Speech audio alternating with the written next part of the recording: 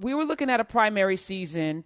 We had primary April 17th, supposedly in Wyoming, April 28th. Ohio is supposed to have its primary. Guam and Kansas, May 2nd. Nebraska, May 12th. May 19th, Oregon. Hawaii, Delaware, another Super Tuesday. District of Columbia, Indiana, all of these in June 2nd. What's going to happen? What are we looking at right now if we live in one of these states? Pennsylvania, New Mexico, South Dakota, Rhode Island, Maryland. What's going to happen? Pretty much all of these states either move to all mail voting or move their elections back to May or June. And it's interesting, states like Georgia, for example, they moved their election back to May a few weeks ago, thinking, oh, maybe things will be better in May. And now they're like, oh, things are not improving. And Wait, did you say Georgia? Hold on. You said Georgia? Which just opened back up bowling alleys, hair salons, movie theaters. This next week is going to, they're going to do more. But why not elections? Why not schools? Well, I mean, I think a lot of people thought that it was pretty controversial. The governor was saying they were going to reopen those things. So I think those things should probably not be reopened. But what I'm hearing from states that are holding primaries in June is they're not ready to hold them. They're not at all prepared to hold these elections, and it's not safe to vote in person. It probably won't be safe to vote in person anywhere in June, and nobody is prepared to vote by mail, and everyone's terrified about having another Wisconsin, where you basically say you're not going to change any of the voting procedures, but the situation on the ground is going to be completely transformed. And that's the worry here, is that states are not doing enough to prepare, not just for their primaries, but more importantly for November. And now we're seeing Wisconsin several weeks later, 7 cases now that are related to the in-person voting. That's what they're saying. Health officials are saying that they've identified at least 7 cases from people who stood in those lines to vote in Wisconsin on April 7th. So yeah, I think at least 7 is probably the key number, because that was only in Milwaukee, and they had only done about 30% of the analysis. So I'm guessing there's probably dozens of cases. And we're also getting data on how many ballots were rejected. And it's really a staggering number of ballots that were rejected there. 135,000 people were sent ballots that were never sent back for some reason or another. I think we have to assume that a lot of those ballots were not sent back because people never received them. And there was something like 20,000 ballots that were thrown out for various reasons. Like Wisconsin had some crazy laws that said you need to get a witness signature on your absentee ballot. So the governor was telling people, stay at home, social distance, don't interact with anyone. And then the state was saying, get a witness to watch you sign your absentee ballot. I mean, that just goes against basic public health protocol. So likely thousands of ballots were thrown out because people couldn't find a witness, or they didn't know how to upload their ID along with their ballots, or they couldn't print out their information. And these are the kind of things that these little technicalities that people don't think about are the things that I'm now really worried about in the upcoming elections. Because I think if you can show up at the polling place, you can kind of navigate these problems. People can help you with these problems. But if you're at home alone in a pandemic, it's really, really hard to deal with all of these little bureaucratic things that might not seem like a big deal, but are really burdensome for a lot of voters. Again, we have 5 states. Last time you were here, Lurie was here as well. We were talking about Colorado, Hawaii, Oregon, Washington, and Utah. 5 states that conduct mail-in ballots with very little problems. Very, very little problems, very little fraud. I think it's like 0.1%. How do we navigate this moving forward with all of these states? Is there a way for people to protect? When you said last week about the mail-in ballots, I immediately went on to the Secretary of State of New Jersey and printed out my form to request a mail-in ballot. So thank you for that, because I didn't know that was an option, because I'm definitely voting by mail. But how do we avoid my ballot being thrown out by a technicality? Because that's a concern of a lot of people. Yeah, it's a big concern, which is that tens of thousands of ballots are thrown out because the signature on their absentee ballot doesn't match the signature on file at the election office, or people forget to sign their ballots, or they sign them in the wrong place. And, if you go to a polling place, they're going to tell you, hey, you need to sign here. They're going to point to where you need to sign, right? Every time I go and vote in person in New York, they tell me where to sign. And they look at my signature and they make sure it matches. If you do that by mail, no one's there to watch you. And so that is a big concern of mine. I think in the ideal situation, we would mail a ballot to every registered voter. And I was glad to see that New York, where I live, became the first state to shift from needing an excuse to get an absentee ballot to the governor saying they're going to mail a ballot to every registered voter. I think that was a big deal. Hold on. Lurie didn't like that. Lurie, you're skeptical? Lurie Daniel Favors, Center for Law and Social Justice. Come on, we're here to have a discussion. No, it's not at all that I'm skeptical. Hi, Ari. How are you? Hey, Lurie. How you doing? I'm with you. I'm well, thank you.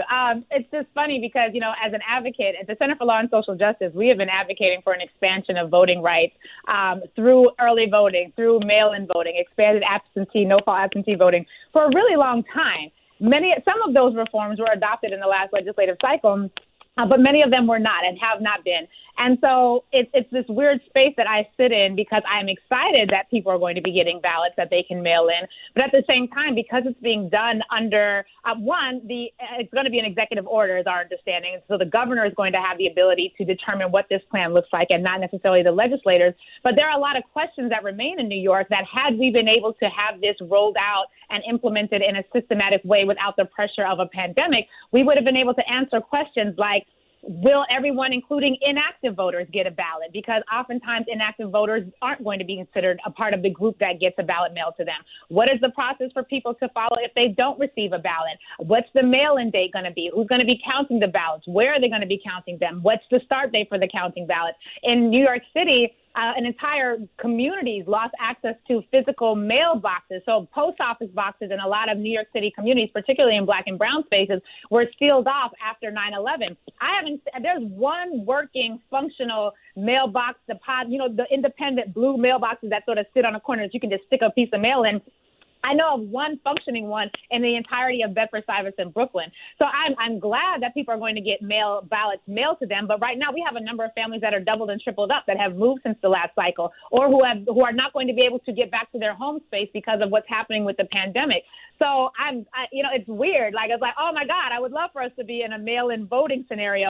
I just wish that it had happened when we would have had time for the advocates and people who are going to have to implement this on the ground to be able to inform what's going to be happening. It's sort of radio silence coming out of the governor's office right now. So it's like 6 in one hand, half a dozen in the other. So as an advocate, I'm in this weird tense space because I'm glad about it, but I have a lot of questions concerns, particularly for voters who are part of traditionally protected classes.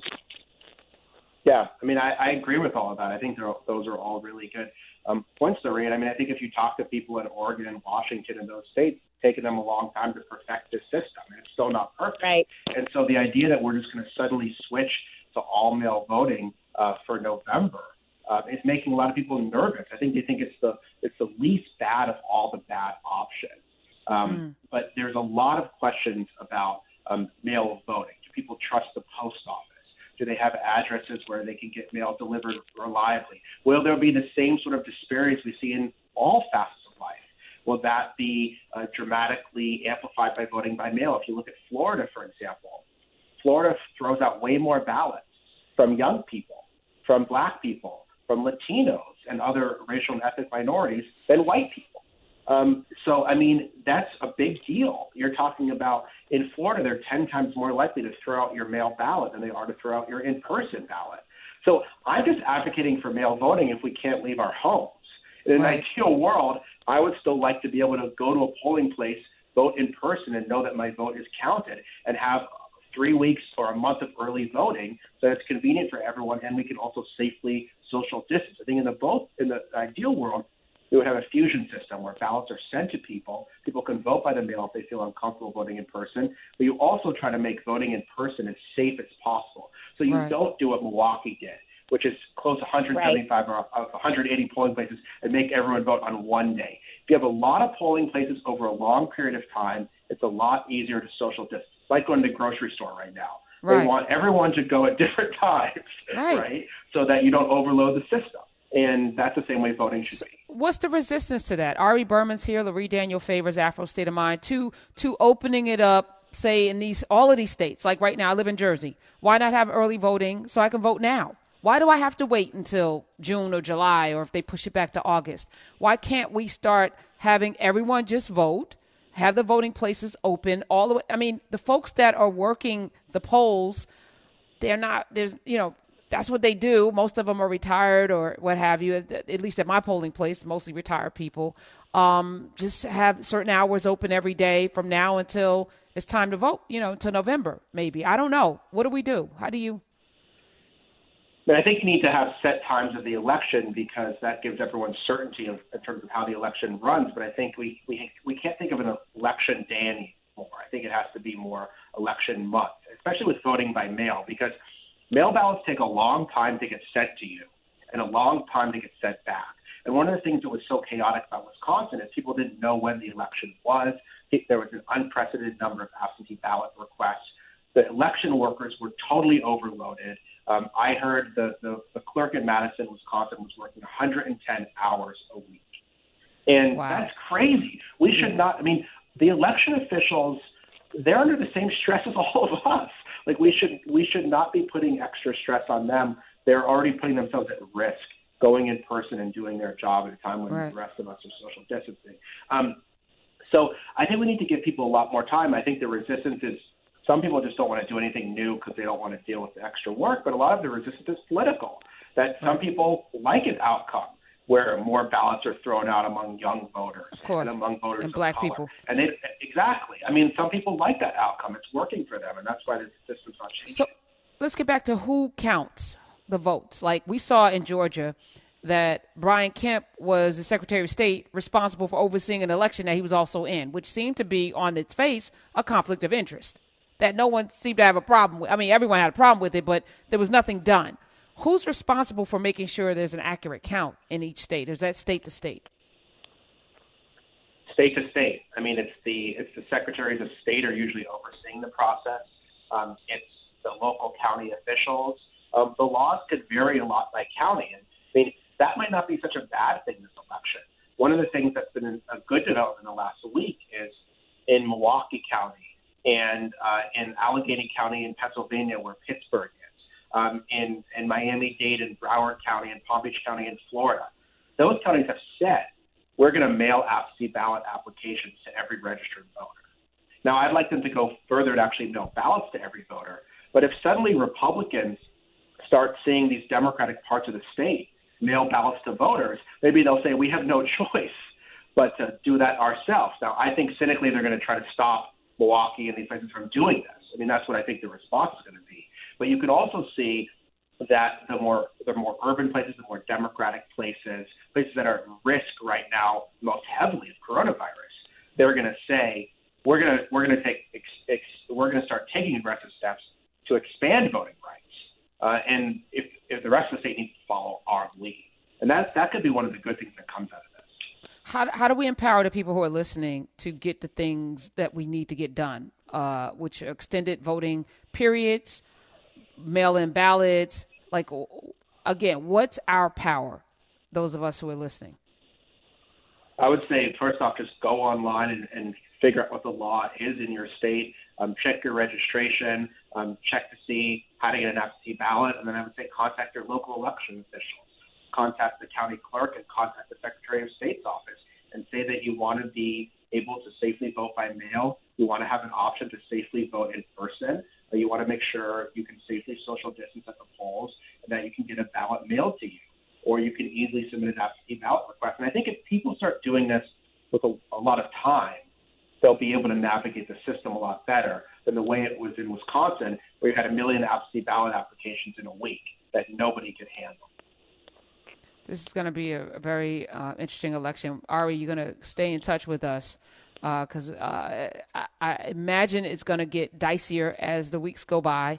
When's the next primary that we have to be on watch for? I don't know. There's some little primaries, but honestly, I don't think there's any big primaries till May or June at this point. I think even the May primaries may have been pushed back till June. I think June is kind of where we're looking at Georgia, New York. And I'm looking at these primaries less for what happens in the primaries and more as a test run for November. Are people getting the ballots they requested, and are the ballots being counted? Those are the two things I'm looking at very closely. In Wisconsin, we had a lot of disturbing data that the ballots were not being sent to people in time and that the ballots were not being counted at the rate they should. And because that wasn't that close of an election, people didn't dig into the details. But if the election had been 5,000 or 10,000 votes, there would be Bush v. Gore level litigation right now about the election result in that state. And that was just a primary, that was just a state Supreme Court election. That wasn't the re-election of Donald Trump and the fate of the U.S. Senate and the fate of the U.S. Congress and governors' races on the ballot. So we got to pay a lot of attention between now and then to look at it. Is there a body that we can turn to during this time really quickly if we want to, if there's a lawsuit to be filed, or like who's the watchdog agency that's out there that's going to protect our rights in this space? There's been a lot of lawsuits filed recently. The ACLU, the Lawyers Committee for Civil Rights, the NAACP Legal Defense Fund, the Advancement Project. They've all been pretty aggressive with litigation now. Basically, the kind of things I've been talking about, trying to get states to give voters more time to send back absentee ballots or to get rid of some of these insane bureaucratic requirements.